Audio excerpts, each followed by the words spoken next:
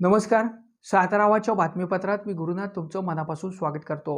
सातारा शहरामध्ये आज मुसळधार पाऊस झाल्यामुळं बहुतांश भागामध्ये पाणी साचण्याच्या समस्या या दिसून आलेल्या आहेत.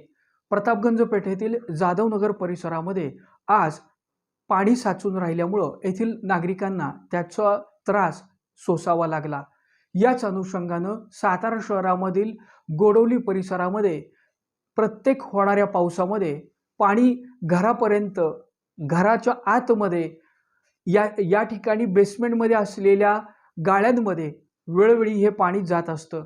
या अनुषंगानं खरं तर गोडोलीमधील ओढे नाली सफाई स्वच्छता करणं अत्यंत महत्त्वाचं असल्याची माहिती 24 तास नागरिकांच्या सेवेसाठी उपलब्ध असलेले श्रीमंत नामदार शिवेंद्रसिंहराजे भोसले यांचे कट्टर समर्थक आणि नगरसेवक रविदादा पवार यांनी खरं तर सातारा आवाजसोबत बोलताना ही माहिती दिलेली आहे. सातारा शहरामध्ये झालेल्या मुसळधार पावसानं आरोग्य विभागाच्या कामकाजाचं आणि स्वच्छताच्या अनुषंगानं करावयाच्या उपाययोजनांचं बोलकं चित्र दाखवून दिलेलं आहे. ओढे नाले यांची सफाई स्वच्छता मोहीम अत्यंत महत्त्वाची असल्याचं या पहिल्याच मुसळधार पावसानं सिद्ध करून दाखवलेलं आहे. एकूणच सातारा शहरातील विविध भागांमध्ये उंच सकलपणा असल्यामुळं काही ठिकाणी पाणी साचून राहणं, त्याचबरोबर त्या साचलेल्या पाण्याला सुयोग्यरित्या त्याची विल्हेवाट लावणं अत्यंत महत्त्वाचं झालेलं आहे.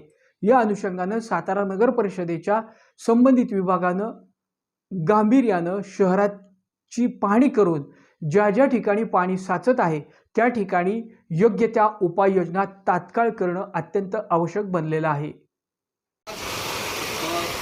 पाऊस पडला, ॲक्च्युली पाऊस पाहिजे, तर लोकांचं नुकसान होतं का मला लोकात जे पाणी तुंबलेलं ते चेंबर साफ करून घेतलं असतं स्वतः हाताने, तेव्हा कुठे ते पाणी होतं नाही.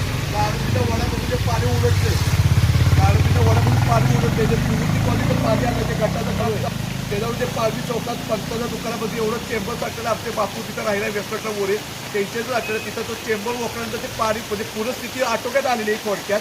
पण अजून देखील माझा माहिती प्रवास जर इकडचे वडे जर स्टाफ झाले तर गारबीचा वडा चेत्रा हॉटेल ओके होईल. आता चेत्रा हॉटेलच्या मागची साईड बी बघून गेलो नाही मी, आणि सत्यपूर्ण नागरिकांना आवाहन करतो, असं काय वाटतं कुणाला की बिंदास मला कॉल करा रवी पवार, बिंदास रात्री अपरात्री, कारण पाऊस आपल्याला गरजेचं आहे. पाऊस हे महत्त्वाचंच आहे काय झालं तरी, पण शेवटी असाही पाऊस नाही पाहिजे की जेणेकरून लोकांना नुकसान होता कामाला, लोकांना घरात सुद्धा कामाला आहे पाणी. आणि शेवटी आता कसं असतं, उताराचं पाणी वाटतं की सगळं गोळीबारचं डोंगराचं पाणी जे